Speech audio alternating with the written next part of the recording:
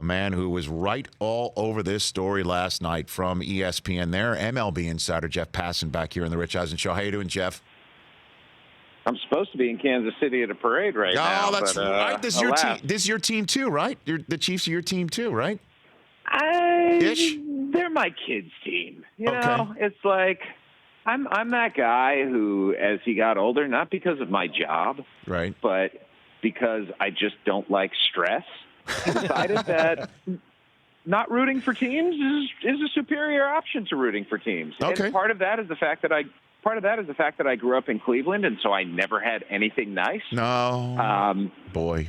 But in the end, like, I kind of enjoy sports more because it doesn't break my heart. All right, Jeff. Well, then, speaking of heartbreak and stress, why did this have to happen in Boston? Why did Mookie Betts have to be sent away, Jeff? In your estimation, it did not have to happen. The reason that it did happen is because the Red Sox feel like they have a better chance of contending over the next 5 years if they hit the reset button now.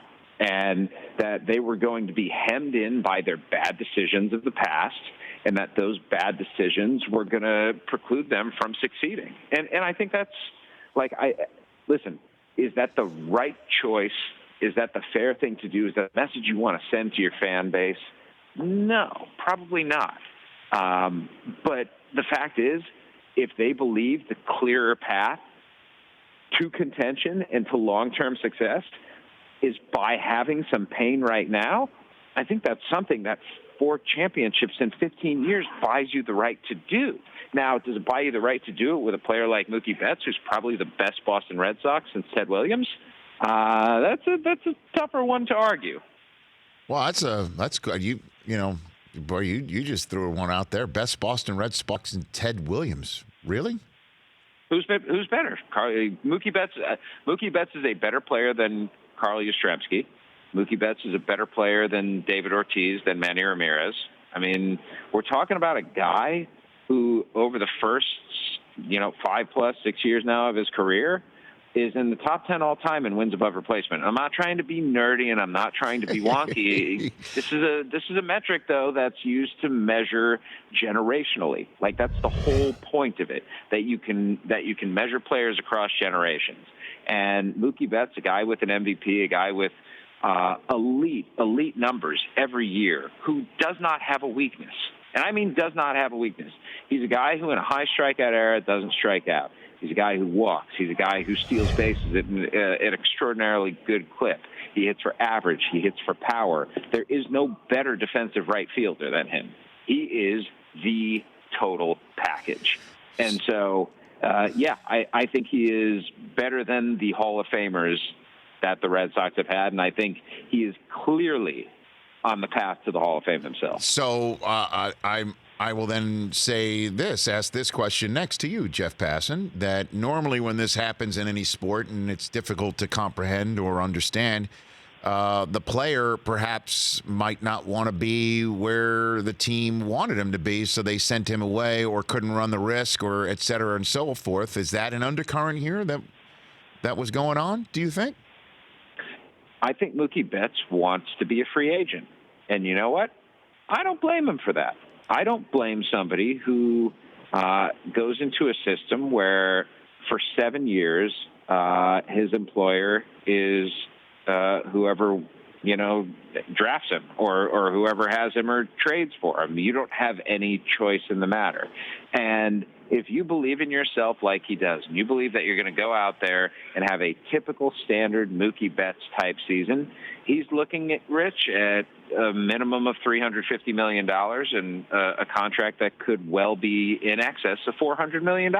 And if the Red Sox are not going to offer that right now and incentivize him to lose that choice, like that choice is worth a lot of money to a player.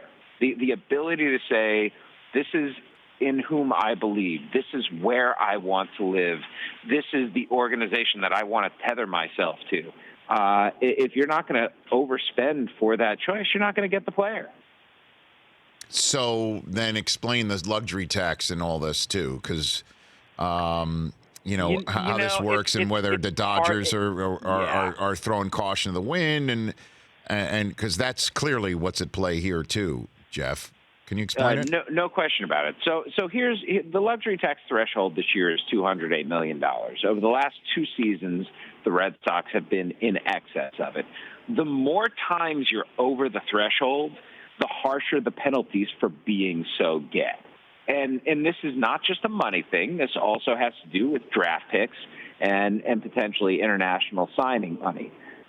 That being said, Rich, the luxury tax threshold should not be the driving force for trading a franchise player. And if it is, and if the Red Sox publicly come out and say that it was, then they are spinning. And that is something that a sports fan should not believe. Is it part of the package? Yes, absolutely. Was the greater driving force the fear that Mookie Betts was going to leave after a 2020 season in which the Red Sox finished 3rd behind the New York Yankees and the Tampa Bay Rays, and that the best they were going to get for him was a 4th-round draft pick? Yes. That was the driving force of this. And you know what? I get it.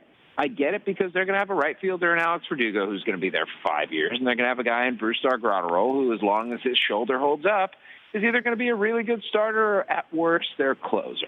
So, you know what? There is, from the value perspective, if you're looking at this strictly in a vacuum, the Red Sox came out looking like bandits. The future value placed on Alex Verdugo is $70 million, and on Grotterol is $40 or $50 million, if we're, again, getting very nerdy on this. And Mookie Betts' value, if he has an average year this year, his surplus value is going to be about $70 million, and they shed David Price's contract. So in a vacuum, this actually is a good and productive deal for the Boston Red Sox. It just doesn't feel that way, and I completely understand why. Well, part of the reason why, too, Jeff Passan of ESPN and the Hunter Insider Report, is that usually when you trade a player like this, you see 3 or 4 names of somebody who's either in their late teens or really early 20s. And I know you mentioned Grotterol. By the way, it would have been much better if it was pronounced the way I did at the top of the show, Graterol, because that does sound like what Red Sox fans are taking to get rid of their indigestion today. Normally you see a whole host of prospects. Is the reason why we don't see that because Betts is in a walk year and the Dodgers were using that to their advantage to hold on to some of their prospects, Jeff? 100% why. When you trade a guy with just 1 year to go, I mean, you've lost a playoff run that you could have gotten last year if you had decided to deal him. And we're going to see that this year potentially with Francisco Lindor or with Chris Bryant. 2 guys who have 2 years before they hit free agency. If their teams want to cash in as best as possible, they will wait until July 31st and will trade him this year. Now, it's possible that the Cubs are contending and that they're not going to trade him. And that's reasonable. It's possible that the Indians are contending and they're not going to trade Lindor. And again, that's okay. You can explore doing it in the offseason potentially. But if you really want to get the most out of a guy who's getting near free agency, trading him with 2 playoff runs left is the best way to leverage it. So let's talk about the Los Angeles teams then in the few minutes we have with you left here, Jeff. Dodgers got to feel great about their lineup. What about their pitching staff? I guess they feel like they gotten a veteran in Price who did have a tremendous playoff run when the Red Sox won it all last time.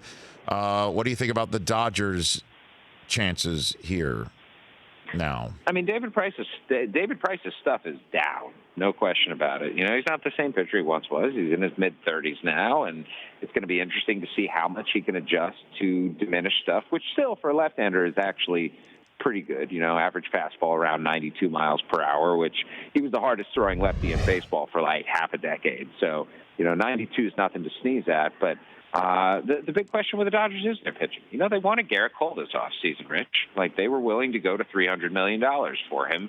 The Yankees were just willing to go much higher, and he wanted to go play in New York. And so I don't think there's a problem having Walker Buehler pitch opening day. He's a guy who's going to be in Cy Young contention this year. I don't think there's a problem having Clayton Kershaw as your number 2 starter, but it's going to be interesting to see how he adjusts as well to diminished velocity.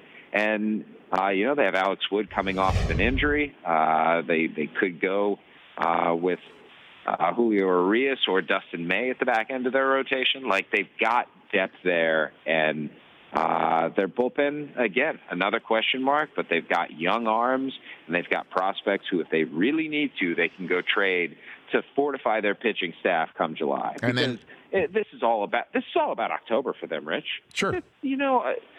April through September for the Dodgers is going to be a question not of will they win the National League West, but of how many games will they win. Is this a team that, after a 106-win season, adding a guy who's arguably the second-best player in baseball, could win 110, 115, even more potentially?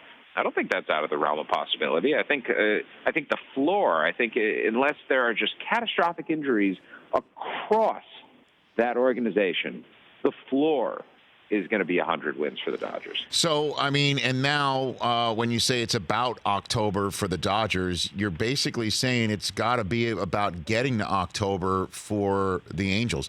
Because the number of times your best player, oh, my God, if we saw Mike Trout in October, the whole country needs to see him, and it's only happened once in 2014. Yeah. Do we finally get it? Do you think, I mean, with Peterson being added to Rendon and obviously Madden pushing the buttons, Ohtani's apparently getting ready to pitch and hit. I mean, this is it, right, Jeff? I'll tell you, their lineup, when the Jock Peterson deal goes through, has a chance to be absolutely scary. You've got Peterson, you've got Trout, you've got Justin Upton, Anthony Rendon at third base, Andrelton Simmons. David Fletcher can hit at second base. I mean, they've got guys up and down that lineup who are really, really good. Their pitching staff is a problem. And they just have to hope that some of these guys they've got on one-year deals, like Julio Teheran or Dylan Bundy, that they get something out of, and that Ohtani can come back. And, he's not going to go out there and throw 200 innings for you, but if you can manage his workload this year coming off of Tommy John surgery and get those potentially dominant performances that he has shown in the past in his rookie year, then, if they can go out and get another starter at the deadline, which they certainly can, suddenly they are a team that can be in contention. But let's not forget, Rich, the Oakland A's are in their division, and the Houston Astros are in their division, and the Chicago White Sox and Minnesota Twins and Cleveland Indians are in their league, and so are the New York Yankees and Tampa Bay Rays, and even the Boston Red Sox, who still believe that they can be a playoff contender. We're talking like 9 teams with playoff aspirations here, and you could throw the Texas Rangers in there as well. 2/3 of the league right now thinks that it can be a playoff contender. So the Angels, I think, in the end, need more if they want one of those spots. All right, before I let you go, Jeff, ask the poll question of Jeff Passan today, Chris Brockman. I'm keen to know what his answer would be. Go for it. All right, Jeff, we're looking way ahead. Who wins the World Series this year, Dodgers, Yankees, or the field? Oh, that's a good one. I will always take the field just because it's the right bet. But if you were to ask me, name a World Series winner, I'd say Dodgers. Dodgers. Okay. Dodgers. Why do you say that? You see that lineup, Rich? No, I know. The Yankees have a pretty good one, too, Jeff, with Garrett Cole going games 1, 4, and 7. I mean, I kind of like the chances there. No? Yeah, and the Yankees bullpen is better than Dodgers. There's no question about that. But I see in the Dodgers opening day lineup 7 All-Stars, and the 2 guys who are not All-Stars are Gavin Lux, who's a top 5 prospect in baseball right now, and Will Smith, who by the end of the year I think is going to be a top 5 catcher in baseball. This is a dominant, potentially historically good team that we're looking at. All right, Jeff Passan. Appreciate the time. Let's chat again soon. Great spot, as always. Thanks for the call.